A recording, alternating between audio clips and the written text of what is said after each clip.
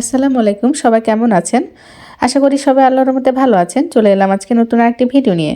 তো এটা হচ্ছে একটা জামার কামিজের হাতার ডিজাইন তৈরি করছি এবং এই ডিজাইনটা কিন্তু আপনারা প্যান্ট পায়জামাতেও নিচে মুহুরিতেও দিতে পারেন। তো সেই ডিজাইনটা আমি খুব সহজভাবে তৈরি করছি, আর কিভাবে তৈরি করছি সেটা আপনাদের সঙ্গে শেয়ার করছি। তো এই যে দেখেন, প্রথমে আমি এক টুকরো কাপড়, সেই কাপড়টা হচ্ছে ওসারে ছিল 3.5 ইঞ্চি, আর কাপড়টাকে আমি একটা পেস্টিং পেপারের উপর আয়রন করে নিয়েছি এবং কাপড়টাকে এরকমভাবে ভাঁজ দিয়ে দিয়ে আমি সেলাই করে নিচ্ছি। তো এই যে কীভাবে ভাঁজ দিয়ে সেলাই করছি দেখেন, এইভাবে সম্পূর্ণ কাপড়টাকে ভাঁজ করে সেলাই করে নিতে হবে।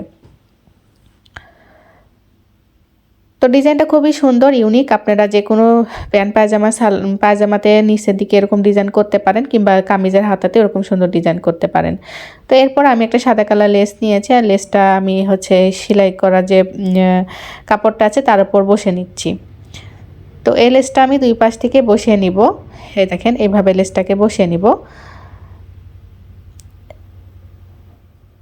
লেসটাকে দুই পাশে বসানোর পর আমি এখন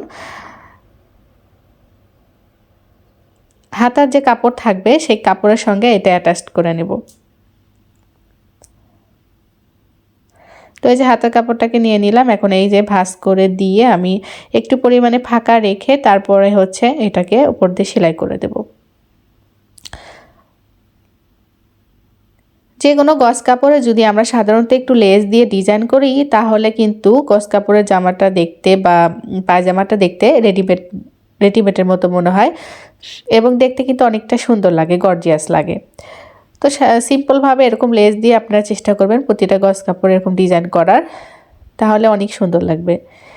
তো এই যে দুই পাশে আমি এভাবে মুড়িয়ে সেলাই করে নেব, মানে সেলাই অংশটা ভিতর দিকে দিয়ে তারপর ওপর পাশে এভাবে সেলাইটা করে নেব যাতে দেখা না যায়।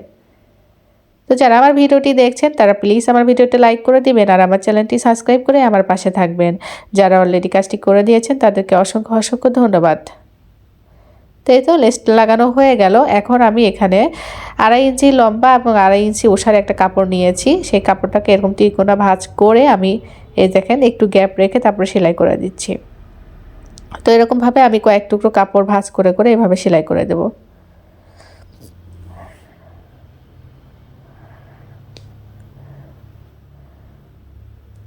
তো এভাবে সেলাই করে মানে দেওয়ার পরে এটা খুবই সহজভাবে আমি আপনাদেরকে দেখিয়ে দিলাম। যারা নতুন আছেন তারা ডিজাইনটা একবার মনোযোগ সহকারে দেখলে এরকম সুন্দর ডিজাইন আপনারাও তৈরি করতে পারবেন আপনাদের প্যান্ট পায়জামাতে কিংবা আপনাদের কামিজের হাতাতে।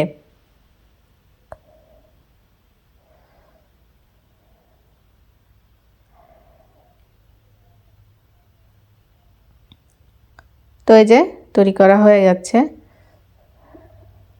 তো এখানটা আমি চিন্তা করছিলাম যে আসলে কাপড়টাকে লাগাবো না লাগাবো না, তো পরে ভাবলাম যে না লাগাই, যেহেতু অনেকখানি ফাঁকা থাকবে। তারপরে এই যে ভাঁজ, দেখেন কিভাবে ভাঁজটা দিয়ে আমি এর উপর দিয়ে সেলাইটা দিয়ে দেব। এই সেলাইটা দেওয়ার কারণে আমি যে আগে সেলাইটা করেছি সেই সেলাইটা কিন্তু আর দেখা যাবে না। তো এই যে এভাবে সেলাইটা দিয়ে নিব।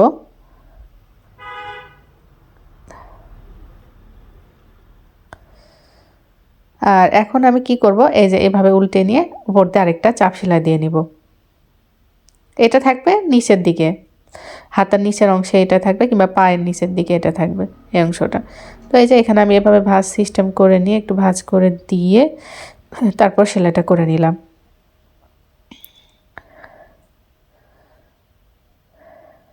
তো এই যে তৈরি হয়ে গেল হাতাটা। তো সবাই ভালো থাকবেন, সুস্থ থাকবেন, আল্লাহ হাফেজ।